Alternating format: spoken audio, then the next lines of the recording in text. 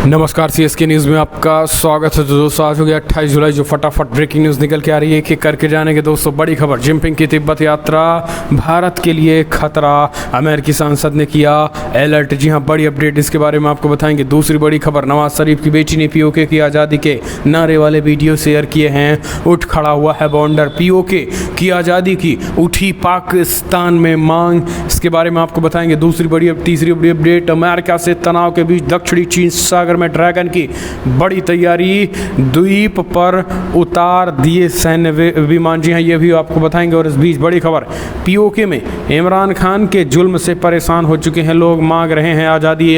हमने आपको बताया। और इस बीच अफगानिस्तान सेना के 46 जवानों ने लिया पाकिस्तान में शरण, वो भी आपको बताएंगे। सब कुछ खबरें जानेंगे। जहाँ पर इराक से अमेरिका ने की मिशन खत्म, अमेरिकी सेना को निकालेंगे, वो भी आपको बताएंगे। भारत के लिए कितना चैलेंजिंग, तो सब कुछ खबरें जानेंगे। लेकिन उससे पहले एक छोटा सा निवेदन, अगर आपने चैनल को सब्सक्राइब नहीं किया तो चैनल को सब्सक्राइब करो। अगर आप भी मानते कि मोदी देश चीन और पाकिस्तान दोनों को मुंह तोड़ और करारा जवाब देगा तो इस वीडियो को लाइक करके अपना समर्थन दर्ज करें। दरअसल पहली बड़ी अपडेट निकल के आ रही है। आपको बता दें कि जिनपिंग की तिब्बत यात्रा भारत के लिए खतरा, अमेरिकी संसद ने किया आगाह। जी हाँ, दरअसल चीन के राष्ट्रपति शी जिनपिंग ने अरुणाचल प्रदेश से सटे रणनीतिक रूप से अहम तिब्बती शहर जिनजियांग का दौरा कर सबको चौंका दिया था। और वो पहले चीनी राष्ट्रपति हैं जिन्होंने तिब्बत का दौरा किया था। शी जिनपिंग ने तिब्बती शहर नियंगचांगी का बीते बुधवार को दौरा किया था। साथ ही शीर्ष सैन्य अधिकारियों से मुलाकात की थी और तिब्बत में विकास परियोजनाओं की समीक्षा की थी। लेकिन एक अमेरिकी सांसद ने शी जिनपिंग के तिब्बत दौरे को भारत के लिए खतरा करार दिया है।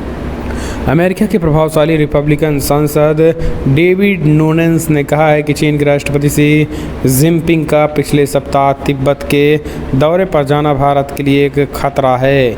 एक समाचार एजेंसी के मुताबिक डेविड नूनेंस ने फॉक्स न्यूज़ के साथ एक इंटरव्यू में कहा है कि चीनी तानाशाह शी जिनपिंग ने पिछले सप्ताह भारत की सीमा के पास स्थित तिब्बत का दौरा करके अपनी जीत का दावा किया है। मुझे लगता है कि पिछले 30 साल में ये पहली बार है जब चीनी तानाशाह तिब्बत गए हैं, तो वो 1 अरब से अधिक की आबादी वाले परमाणु शक्ति से संपन्न भारत के लिए खतरे की बात है। तो ये एक बड़ी अपडेट निकल के आ रही है। हालांकि आपको बता दें, भारतीय सेना पूरी तरीके से अलर्ट है सीमा पे।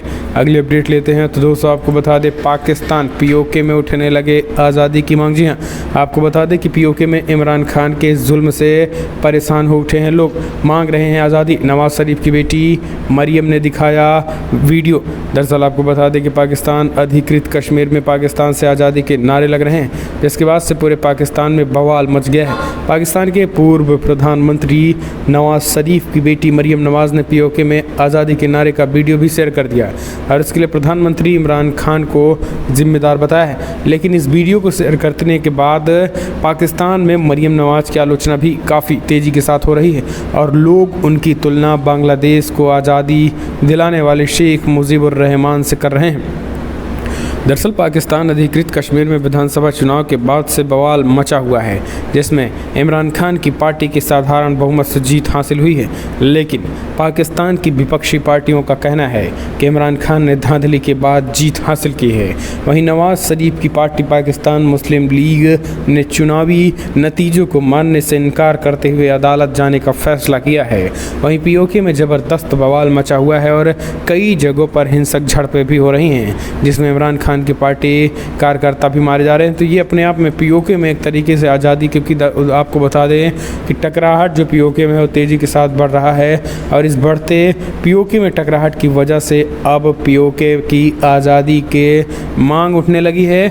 विपक्ष का तो ये कहना है कि अगर पाकिस्तान और इमरान खान के गुंडे इसी तरीके से बर्बरता करते रहे तो फिर भारत को भी बुलाना पड़ेगा पीओके में। अगली अपडेट लेते हैं। तो दोस्तों अमेरिका से तनाव के बीच दक्षिणी चीन सागर में ड्रैगन की बड़ी तैयारी, स्प्रेटली द्वीप पर उतारे सैन्य विमान। जी हाँ, अमेरिका से तनाव के बीच दक्षिणी चीन सागर में स्प्रेटली द्वीप समूह में बनाए गए सैन्य अड्डे पर चीन बड़ी सैन्य साजो सामान एकत्र कर रहा है। चीन ने स्प्रेटली द्वीप समूह में 500 एयरबेसेस, कॉनिंग और कंट्रोल एयरक्राफ्ट को तैनात किया है। हाल ही में चाइना ने दक्षिणी चीन सागर के द्वीप के नज़दीक एक बड़ा नौसैनिक अभ्यास भी किया है। इसमें चाइना के पहले एयरक्राफ्ट कैरियर लियो ओपिंग के साथ कैरियर स्ट्राइक्स ग्रुप में भी भाग लिया था। चीन के इस कदम से दक्षिणी चीन सागर में तनाव बढ़ सकता है। वॉशिंगटन टाइम्स ने मैक्सवेयर की सैटेलाइट तस्वीरों के आधार पर दावा किया है कि मई और जून में स्प्रैटली द्वीप समूह में बनाए गए सैन्य अड्डे पर चीन ने KJ-500 airborne warning and control aircraft को तैनात किया गया है। अमेरिका की दूसरी सैटेलाइट भी तस्वीरों में दिखी। अगली अपडेट लेते हैं तो दोस्तों, इराक में अमेरिका ने की मिशन खत्म करने की घोषणा। 18 सालों बाद निकलेगी सेना, बाइडेन इराकी PM में समझौता। जी हाँ, दरअसल विश्व बिरादरी के लिए कहीं ना कहीं खतरनाक बड़ी बात हुई है। अफगानिस्तान के बाद अमेरिका ने ईरान में भी अपना मिशन खत्म करने का फैसला कर लिया है और अब एक निश्चित समय सीमा के भीतर अमेरिकी सेना इराक से निकल जाएगी। अफगानिस्तान और इराक दोनों जगहों पर लड़ाई अमेरिका के तत्कालीन राष्ट्रपति जॉर्ज W. बुश ने शुरू की थी और अब जो बाइडेन के कार्यकाल में अमेरिका ने दोनों जगहों पर लड़ाई खत्म करने का ऐलान कर दिया है।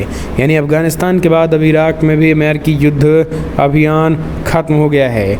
इराक की मौजूदगी हालात पर चर्चा के लिए अमेरिकी राष्ट्रपति जो बाइडेन और इराक के प्रधानमंत्री मुस्तफ़ा अल काज़मी के बीच व्हाइट हाउस में मुलाकात हुई थी। दोनों नेताओं के बीच आमने सामने की मुलाकात हुई थी, जिनमें अमेरिका ने इराक में अपना मिशन खत्म करने का ऐलान कर दिया था। अमेरिकी राष्ट्रपति जो बाइडेन ने कहा है कि ईरान में मिशन खत्म होने के बाद भी अमेरिकी उसकी मदद करता रहेगा। जो बाइडेन ने कहा है कि फ़िलहाल हम इराक को मदद देते रहेंगे और उनके सैनिकों को ट्रेनिंग देंगे और ISI से निपटने के लिए बाकी ज़रूरी मदद करते रहेंगे, लेकिन इस साल के अंत तक हमारा लड़ाकू मिशन खत्म हो जाएगा। अगली अपडेट लेते हैं तो दोस्तों, बड़ी खबर निकल के आ रही है जहां पर भारत के एटम बम से टेंशन में आया चाइना बना रहा है 110 परमाणु मिसाइलों का दूसरा ठिकाना। जी हाँ, दरअसल आपको बता दें कि दुनिया पर बादशाहत कायम करने के लिए मानसिकता रखने वाले चीनी ड्रैगन ने रूस, अमेरिका और भारत को टक्कर देने के लिए 110 परमाणु मिसाइल साइलों का निर्माण कर रहा है। चाइना का ये दूसरा मिसाइल ठिकाना जिनजियांग प्रांत के हामी शहर के पास रेगिस्तान में स्थित है और ताज़ा सैटेलाइट तस्वीरों में इसका खुलासा हुआ है।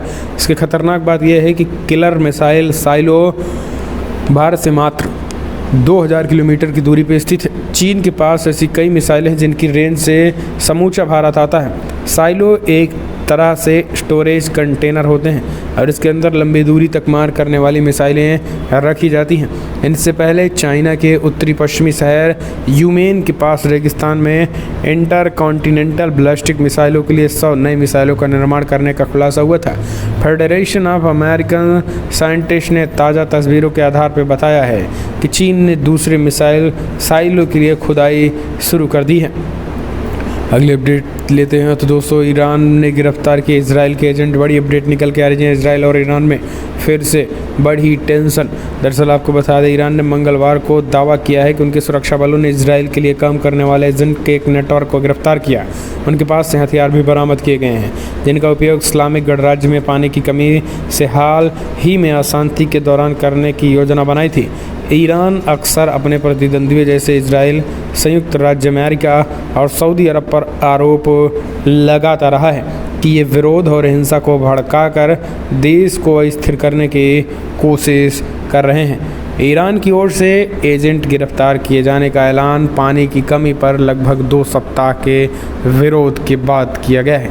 यह विरोध दक्षिणी पश्चिमी ईरान में देखने को भी मिला है और अब ये राजनीतिक रूप ले लिया है और अन्य क्षेत्रों में भी फैल गई है। अधिकारियों ने सशस्त्र असंतुष्टों पर सड़क पर विरोध प्रदर्शन के विरोध दौरान झड़प को भड़काने का आरोप लगाया है। मानवाधिकार समूहों का कहना है कि सुरक्षा बलों ने प्रदर्शनकारियों पर गोलियां चलाई।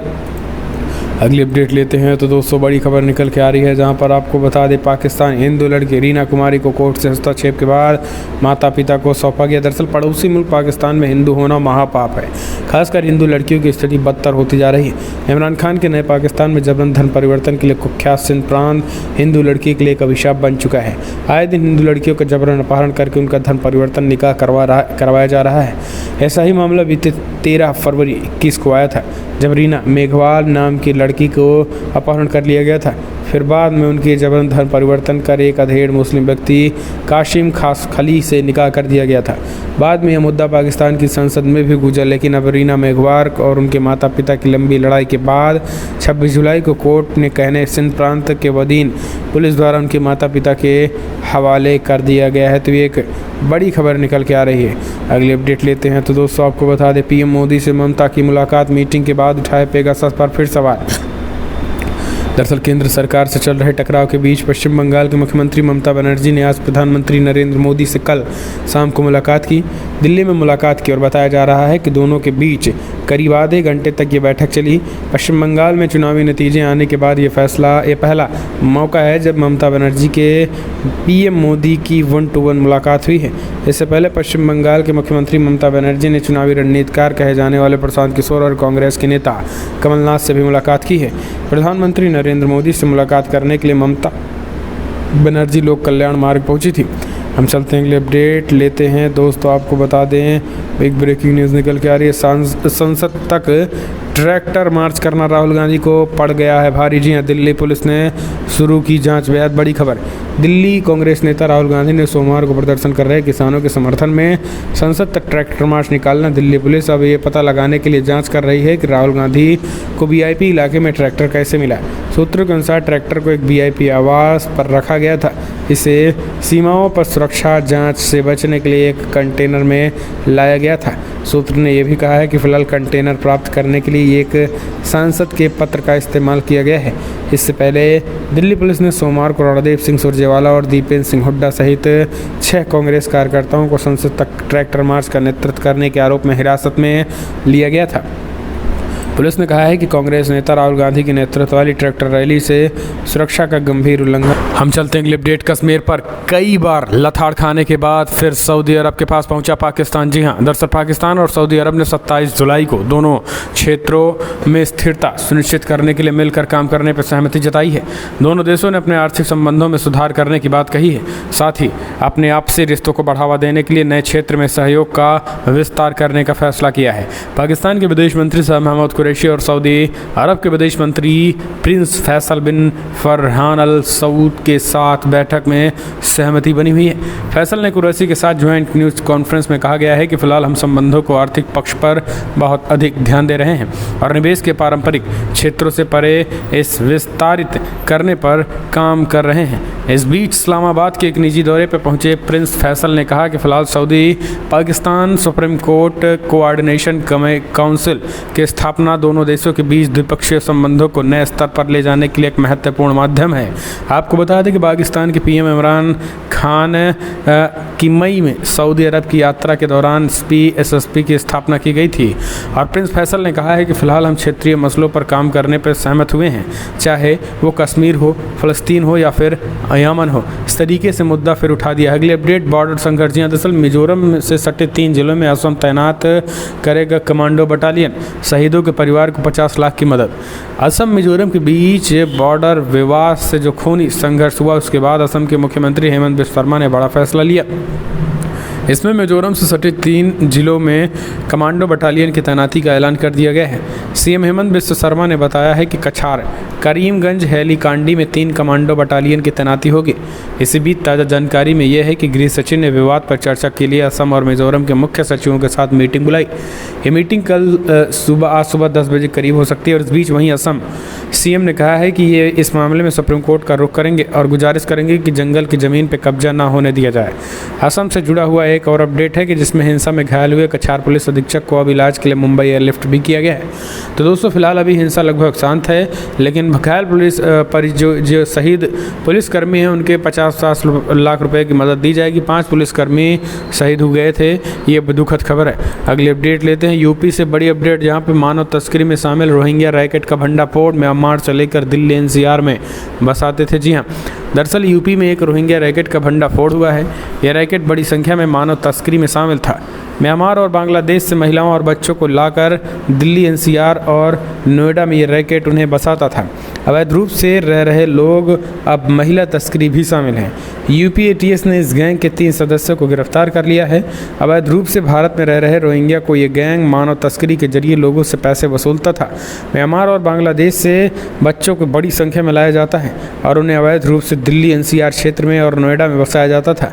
अवैध रूप से भारत आए 3 पीड़ितों ने अपनी व्यथा पुलिस से कही हुई है और इनमें 2 महिलाएं और 1 पुरुष भी शामिल हैं। यूपी पुलिस के मुताबिक मोहम्मद नूर नाम का एक शख्स त्रिपुरा बॉर्डर के जरिए महिलाओं और बच्चों को लाता है और फिर ट्रेन के जरिए उन्हें संबंधित जगहों पर पहुंचाता है। यहीं से उन्हें बेचने के लिए रैकेट ऑपरेट करता है और मोहम्मद नूर और रहमत नाम के 2 लोगों को पहले पकड़ा गया और फिर 6 अन्य लोगों को भी हिरासत में लिया गया। अब आप समझिए कि यूपी में कैसे रोहिंग्या का इतना बड़ा रैकेट चल रहा है। हम आपको बता रहे हैं लगातार कि कैसे तमाम जगहों पर रोहिंग्या मुस्लिम पकड़े भी जा रहे हैं और सरकार ताबड़तोड़ छापेमारी भी कर रही है। एक्शन के बाद सब रोहिंग्या पूरी तरीके से भन्नाए हुए हैं, तिल मिलाए हुए हैं। जगह जगह रोहिंग्याओं की गिरफ्तारी भी हो रही है। अगली अपडेट लेते हैं तो दोस्तों, CAA के नियमों को अगले 6 महीने में लागू कर दिया जाएगा। सरकार ने लोकसभा में दी जानकारी। दरअसल नागरिकता संशोधन अधिनियम CAA के नियमों को बनने में अभी 6 महीने का और समय लगेगा। ये नियम जनवरी 2022 तक बनने की संभावना और ये जानकारी केंद्रीय गृह मंत्रालय की तरफ से दी गई है। ध्यान रहे कि CAA को लेकर देश के कई बार विरोध प्रदर्शन और हंगामे हो चुके हैं। गृह मंत्रालय के मुताबिक इस बाबत लोकसभा में बताया गया कि फिलहाल नागरिकता संशोधन अधिनियम 12 दिसंबर 2019 को इन सरकार द्वारा अधिसूचित किया गया था, जिसमें से 2 साल लगे और लगभग वही 22 जनवरी 2022 तक वो इम्प्लीमेंट हो जाएगा। तो दोस्तों, देश भर में एक बार फिर से कहीं ना कहीं CAA कानून लागू होगा जल्द से जल्दी। तो दोस्तों, फिलहाल बड़ी खबरों में इतना ही, लेकिन अगर आपको वीडियो पसंद आए तो लाइक कर शेयर करें, कमेंट के माध्यम से अपनी राय देना ना भूलें। इस वीडियो में इतना ही। जय